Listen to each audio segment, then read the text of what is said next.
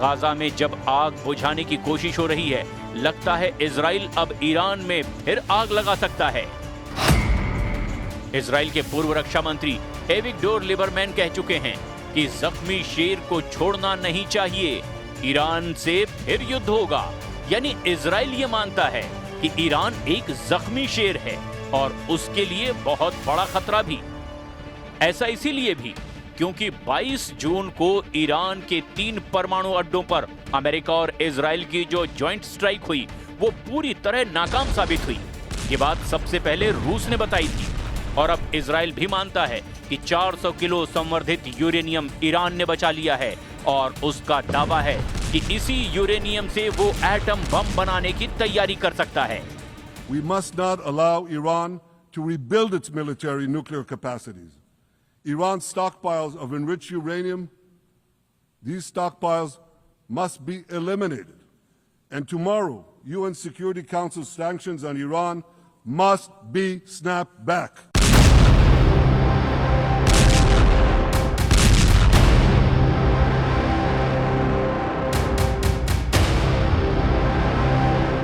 Netanyahu के डर ने इजराइल के पूर्व रक्षा मंत्री, वित्त मंत्री और विदेश मंत्री के साथ पूर्व उप प्रधानमंत्री एविगडोर लिबरमैन को बड़ी ताकत दे दी है। अब वो भी ईरान की मिसाइलों का बड़ा खौफ दिखा रहे हैं। लिबरमैन कह चुके हैं कि मैं सबसे ज्यादा ईरान की बैलिस्टिक मिसाइलों को लेकर परेशान हूं।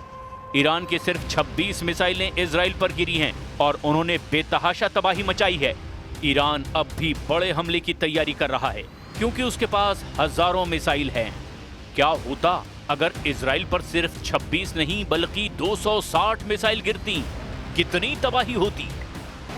ईरान ने इजराइल के खिलाफ करीब 600 मिसाइल दागी थी, 1000 से ज्यादा ड्रोन लॉन्च किए थे और इन हमलों में इजराइल के 29 लोगों की मौत हुई जबकि 3000 से ज्यादा लोग घायल हुए। उनके मुकाबले में इजराइल ने ईरान में 900 टारगेट्स पर 4000 से ज्यादा बम गिराए और इन हमलों में ईरान के 1060 से ज्यादा लोगों की मौत हुई। लेकिन इजराइल के शहरों और खासकर मिलिट्री अड्डों पर जिस तरह से ईरान की मिसाइल गिरी, उसने इजराइल के मिसाइल डिफेंस सिस्टम को पूरी तरह नाकाम साबित कर दिया। इसके बाद सीज फायर से पहले ईरान ने कतर में भी अमेरिका के मिलिट्री बेस को नहीं बख्शा। यानी ईरान ने बता दिया कि उस पर हमला हुआ तो जवाब जरूर मिलेगा।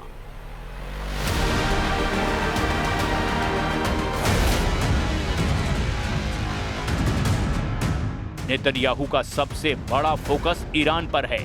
मुमकिन है कि अमेरिका की तरफ से आने वाले 2000 पाउंड वाले नए बमों से अब गाजा पर हमले ना किए जाएं, बल्कि उनका पूरा इस्तेमाल ईरान को दहलाने पर हो। 12 दिन के युद्ध में इजराइल ने ईरान पर 4200 बम गिराए थे, लेकिन इस बार इजराइल के पास तबाही के लिए डबल ताकत आ चुकी है। Everything that we need to accept according to the international frameworks. But the problem is, who will give us assurances that Israel will not carry an attack independently in order to take out our installations? Iran के इस डर की वजह Netanyahu हैं, क्योंकि उनका मानना है कि उनके दुश्मन युद्ध खत्म होने के बाद अब भी एक्टिव हैं और ईरान इस फेहरिस्त में सबसे ऊपर है। इसीलिए ये बात साफ है कि इजराइल को अमेरिका से हथियारों वाली मदद पर ब्रेक नहीं लगने जा रही। डोनाल्ड ट्रंप ने इजराइल की वॉर मशीन को लगातार ईंधन सप्लाई करने का फैसला किया है।